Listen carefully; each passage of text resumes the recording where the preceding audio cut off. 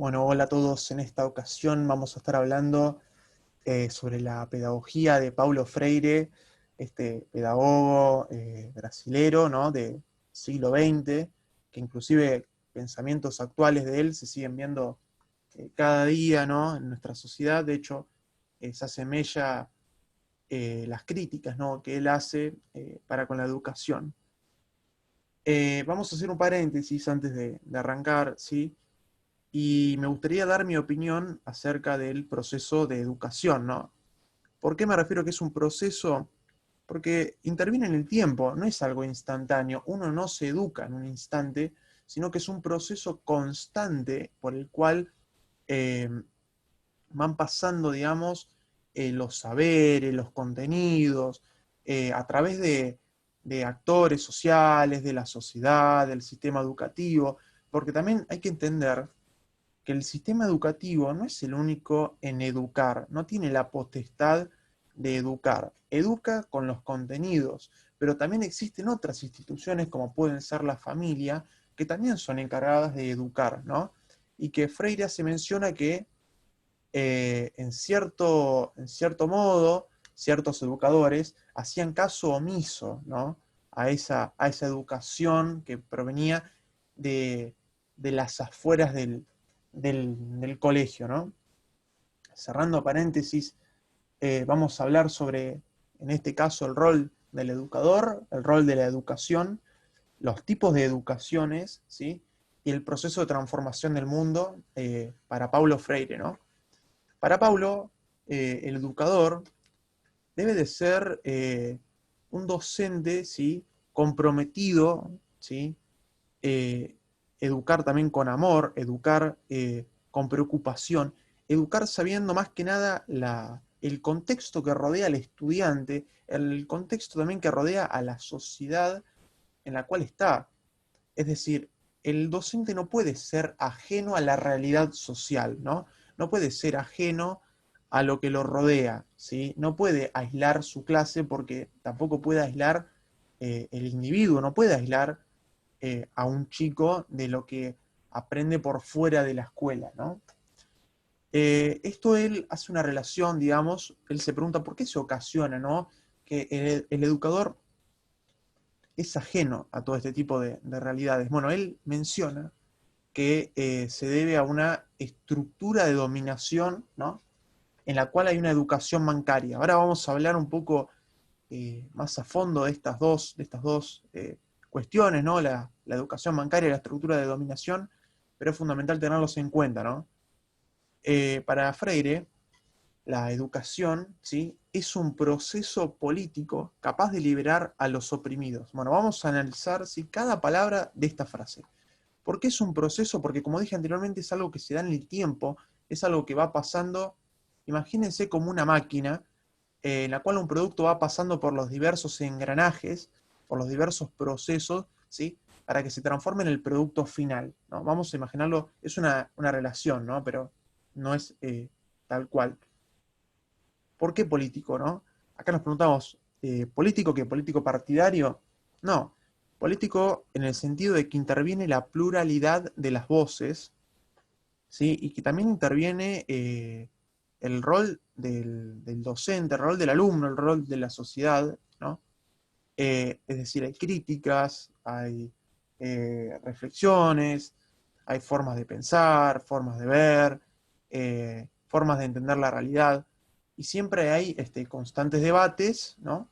y constantes conflictos, ¿sí? que no necesariamente son conflictos eh, como nosotros nos pensamos, ¿no? una pelea, sino que son conflictos que nos lleva a preguntarnos por qué las cosas son como son, no son de otra forma, y por supuesto, quiénes se benefician de que todo esto esté ocurriendo, ¿no?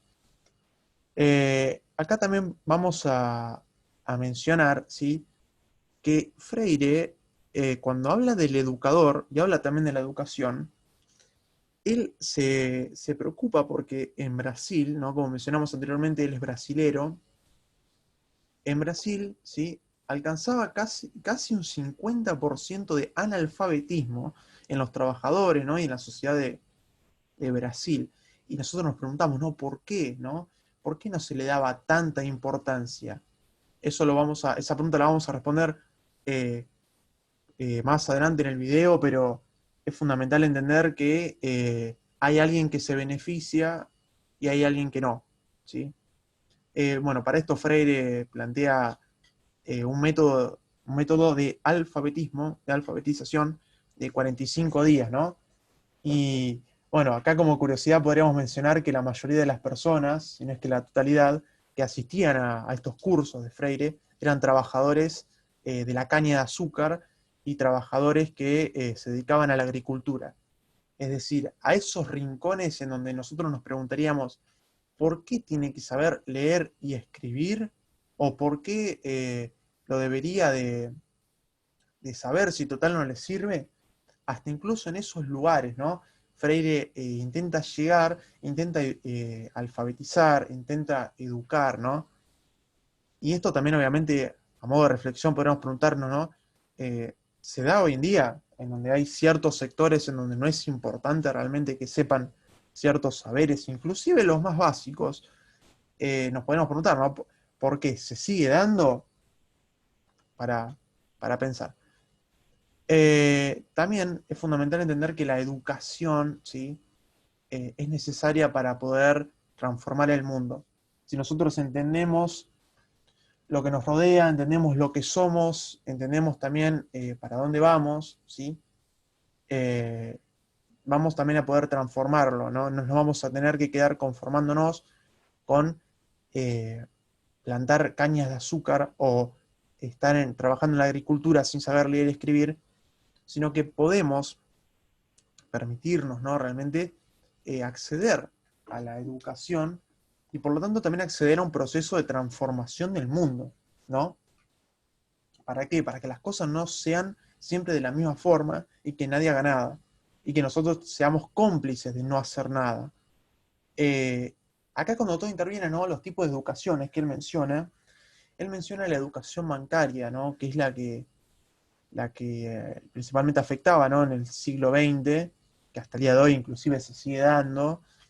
La educación bancaria él lo relaciona con la relación que hay con el trabajador, ¿no? ¿Por qué el trabajador hay cosas que no sabe o hay cosas que se le niegan? Cuando me refiero a cosas, me refiero a saberes, valores, formas de ser, todo ese tipo de situaciones, ¿no?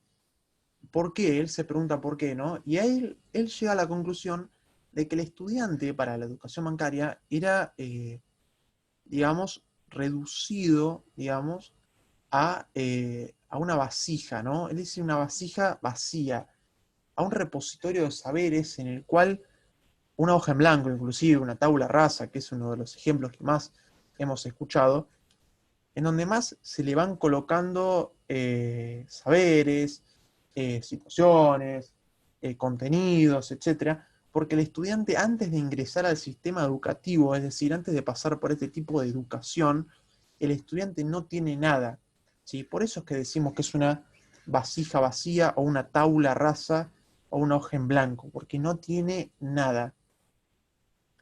Acá, obviamente, por supuesto que acá interviene el rol docente, ¿no? ¿Cómo tenía que ser el docente cómo era, mejor dicho, en la educación bancaria, ¿no? Bueno, era más que nada visto como un ejemplo de la perfección. ¿Por qué era perfecto? Porque era el que lo sabía todo, era el que más se entendía, era el encargado de educarte, era el encargado de enseñarte, y si te enseña es porque sabe, es decir, no se le daba oportunidad a dudar del rol del docente. Todo esto, ¿sí? Lo que mencionábamos sobre la educación bancaria está apostado, ¿no? Está construido por una estructura, ¿no? Freire lo denomina como una estructura de dominación en donde intervienen los oprimidos, opresores, dominados, dominadores, etcétera, que se relaciona obviamente con una enseñanza tradicional, ¿no? De la escuela. Y acá es cuando nosotros nos podremos preguntar, ¿hay casos hoy en día en donde hay una estructura que invalide la opinión del alumno o que lo haga sentir inferior? Por ejemplo, la creación de tarimas, ¿no? Que el docente se paraba ahí al frente de una clase, normalmente de 40 alumnos más o menos, y daba la clase siempre subido en una tarima. Si se ponen a analizar, ¿no? ¿Por qué una tarima, no? porque era algo que solamente podía llegar si eras docente o si el docente te daba permiso. Por supuesto que acá es donde entendemos que por más que el alumno sea el chico 10, saque las mejores notas, sea el mejor, nunca va a poder subirse a esa tarima a menos que el docente le dé permiso, ¿sí? Hay una estructura, en este caso física, que invalida la opinión del alumno. La alternativa que plantea Freire a esta educación es lo que él denomina la educación liberadora, ¿no? Que es para él la pedagogía, ¿no? Lo que se conoce como la pedagogía de Paulo Freire.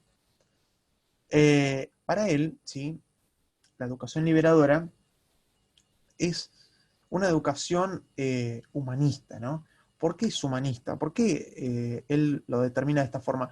Porque tomaba en cuenta el rol del alumno, ¿sí? No se le niega al alumno, no se le menosprecia, no se le, o sea, no se toma en cuenta como que no sabía nada, ¿sí? No era una tabula rasa, hoja en blanco, vasija vacía, sino que tenía una cultura, sino que tenía una, una determinación previa antes de ingresar al sistema educativo, ¿no?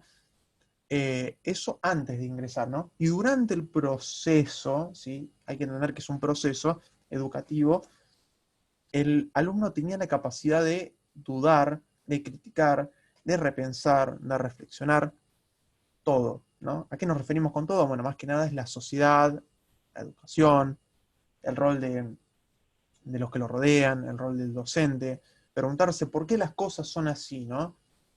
Y cuando el estudiante se plantea, ¿no? ¿Por qué las cosas son así? Es decir, la persona que va pasando por el proceso educativo, acá interviene incluso el nombre del título, es liberador. ¿Liberador para quién? Para el oprimido, ¿sí? Para el que no tiene la capacidad de llegar a la totalidad de la educación, a la totalidad de los saberes, sino que se queda con lo básico, con lo que le dan, con lo que alcanza, con lo que te sirve, ¿sí? Cuando decimos con lo que te sirve es, por ejemplo, el caso que mencionamos anteriormente de los estudiantes, perdón, de los trabajadores que estaban en las cañas de azúcar, en la agricultura. A ellos no les servía saber leer y escribir, entonces no se lo enseñes. Y tampoco se podían preocupar porque estaban ocupados trabajando, ¿sí? Porque si no trabajaban se morían de hambre. Entonces, acá obviamente vuelve a hacer aparición la estructura de dominación que menciona Freire, ¿no? Y el proceso de educación por el cual pasó este trabajador. También, ¿no?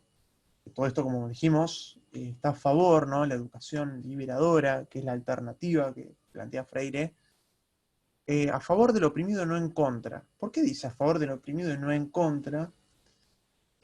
Porque no va, digamos, de la mano con el sistema de opresión y la estructura que mencionamos. Es decir, es una alternativa. De hecho, si agrupásemos todas las características que estoy mencionando e hiciésemos un cuadro, nos vamos a dar cuenta que la educación liberadora que plantea Freire es el total antónimo, ¿sí? A la educación bancaria. ¿Por qué? Porque incluso en lo más mínimo, como puede ser el rol del docente, el rol del alumno, la pluralidad de las voces, y la opresión, el sistema, etc., es una alternativa, ¿sí? No es o sea, la educación liberadora no es la versión 2.0, ¿sí? La educación mejorada de la educación bancaria, sino que es una alternativa, ¿sí? Es el antónimo, podríamos decir también. Es fundamental también, ¿no? Para Freire en esta educación liberadora, el diálogo, ¿no? Él habla de la dimensión dialógica de la educación. ¿Por qué dice esto, no?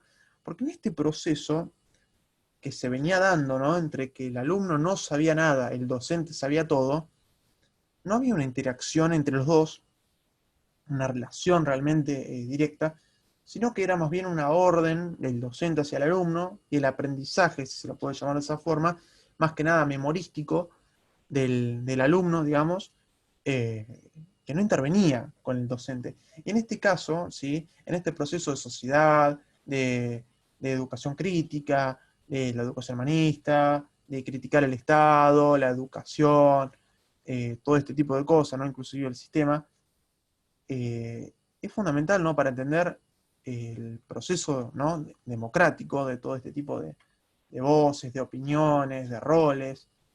Es fundamental el diálogo. Sin el diálogo, ¿sí? A mí me gusta hablar de diálogo, ¿no? Como el puente que une el estudiante con el docente. Recordemos que yo lo mencioné como si el estudiante y el docente fueran dos caminos completamente distintos, en el cual uno intervenía con el otro solamente para decirle a dónde ir. Ahora hay un puente en el medio, por el cual tanto el docente como el alumno van aprendiendo, van acercándose, van distanciándose. Es decir, en ese proceso de enseñanza, aprendizaje, tanto el docente como el alumno van aprendiendo. Esto también, por supuesto, podemos hacer la crítica con que el docente deja de ser un ejemplo perfecto, ¿no? Y se comienza a transformar, digamos, en un docente que va aprendiendo a la par que el alumno. El docente nunca deja de aprender. También hay una de las frases, perdón, que menciona Freire, que él dice, hay que educar con amor, ¿no? Nosotros como futuros docentes tendríamos que hacer, no sé si crítica, pero por ahí una reflexión, ¿no? A que nuestro rol como docente, si no es con amor él se refiere al compromiso, ¿no? Si no es con el compromiso, con el amor, con la dedicación, nosotros nunca vamos a poder cambiar este sistema de opresión, esta estructura, esta forma de enseñar, la forma de pensar de los chicos, sino que lo que vamos a hacer va a seguir siendo cómplices, en cierto modo. Es decir, no alcanza con saber la situación que rodea, digamos, al mundo, por la situación por la cual está pasando la actualidad, sino que hay que cambiarlo, ¿no? Freire después habla sobre darle voz a los oprimidos, ¿no? Todo esto, toda esta idea de que los oprimidos son los que no acceden a los saberes, que son los que no tienen la capacidad de poder acceder a una educación de calidad, en donde se les enseña lo que necesitan y no lo que merecen, o no lo que realmente necesitan, ¿no? Porque al fin y al cabo los saberes básicos, como saber leer y escribir, son esos, son básicos, y los deberíamos de saber todos. Pero en otra época ese tipo de saberes se negaban. No sé si se negaban, se hacían caso omiso a cierto sector del, de la sociedad. Bueno, vamos a modo de reflexión, ¿sí? Vamos a preguntarnos, ¿este tipo de cosas se siguen dando en la actualidad? ¿Se sigue existiendo una estructura por la cual hay algunos que saben, otros que no, unos que son acompañados y otros que no, en donde hay cierto sector de la sociedad en donde directamente se les niega un derecho? Esto es a modo de reflexión, no le vamos a dar respuesta acá porque es una respuesta muy amplia y nos llevaría varios videos, pero bueno, espero que les haya gustado, espero que les haya servido. Esto fue un resumen general de la pedagogía de Paulo Freire, ¿no? Y cómo ve la relación de la enseñanza y aprendizaje, y por supuesto también el rol del educador y el proceso de educación, ¿no? Espero que les haya gustado y hasta la próxima.